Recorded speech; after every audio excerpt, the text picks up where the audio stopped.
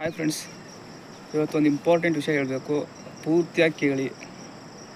So ಜೀವನದೊಳಗೆ ನೀವು ಮದುವೆ ಆಗ್ತಿರೋ ಇಲ್ಲವೋ ಗೊತ್ತಿಲ್ಲ. ಸೊ ಮದುವೆ ಆದಮೇಲೆ ವರದಕ್ಷಿಣೆ ಕೇಳ್ತಿರೋ ಇಲ್ಲವೋ ಗೊತ್ತಿಲ್ಲ, ಬಟ್ ವರದಕ್ಷಿಣೆ ಕೇಳಬಾರ್ದು. ಬಟ್ ಮಾವನ ಹತ್ರ ಕನ್ಫರ್ಮ್ ಆಗಿ 2 ಬಾಡಿ ಗಾರ್ಡ್ನ ಇಸ್ಕೊರಿ. ಇಲ್ಲಾದ್ರೆ ಅವನವು ನಮ್ಮ ದೇಶದಾಗ ಏನು ನಡೆಯತ್ತೈತೆ ಅಂತ ಗೊತ್ತಿಲ್ಲ. ಲವ್ ಮ್ಯಾರೇಜ್ ಮಾಡಿ ಮದುವೆ ಆಗೋಣ ಅಂದ್ರೆ ಬ್ಯಾರಲ್ ಒಳಗೆ ಹಾಕಿ ಸಾಯ್ಸಾತಾರೆ ಮದುವೆ ಆದಮೇಲೆ. ಹೋಗಲಿ ಅರೇಂಜ್ ಮ್ಯಾರೇಜ್ ಆಗಿ ಆರಾಮ್ಸೆ ಇರೋಣ ಅಂದ್ರೆ ಅವನವನ್ನ ಹನಿಮೂನಿಗೆ ಕರ್ಕೊಂಡು ಸಾಯ್ಸಾತಾರೆ.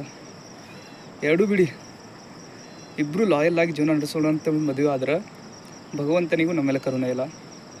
ಅವನು ಕೂಡ ಅಲ್ಲಿ ಆತಂಕವಾದಿ ಎಲ್ಲ ಕಳಿಸಿ ಅಲ್ಲಿ ಸಾಯಿಸ್ತಾ ಇದ್ದಾನೆ.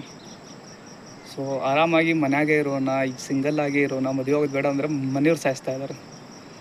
ಸೊ ಪುರುಷರು ಯೋಚನೆ ಮಾಡಲೇಬೇಕಾಯ್ತು. ಸೊ ಯೋಚನೆ ಮಾಡಿ ಮಾವನ ಹತ್ರ ಬಾಡಿ ಗಾರ್ಡ್ ಇಸ್ಕೊರಿ. ಇವಾಗಿನ ಪರಿಸ್ಥಿತಿ ಅಥವಾ ಇವಾಗಿನ ಜನ್ರೇಷನಿಗೆ ಇದು ಬೇಕೇ ಬೇಕು. ಸೊ ನಿಜ ಇದ್ರೆ ಕಮೆಂಟ್ ಮಾಡಿ, ನಿಜ ಇಲ್ಲಾದರೆ ಬಿಟ್ಟಾಕ್ರಿ. ಬಟ್ ಪುರುಷರು ಮಾತ್ರ ಆರಾಮಾಗಿ ಯೋಚನೆ ಮಾಡ್ತಾಯಿರಿ. ಸೊ ಮದುವೆ ಆಗೋ ಮುಂಚೆ ಭಾಳ ಯೋಚನೆ ಮಾಡಿ ಮದುವೆ ಆಗಿ ಇವಾಗಿನ ಕಾಲಕ್ಕೆ. So boy friends.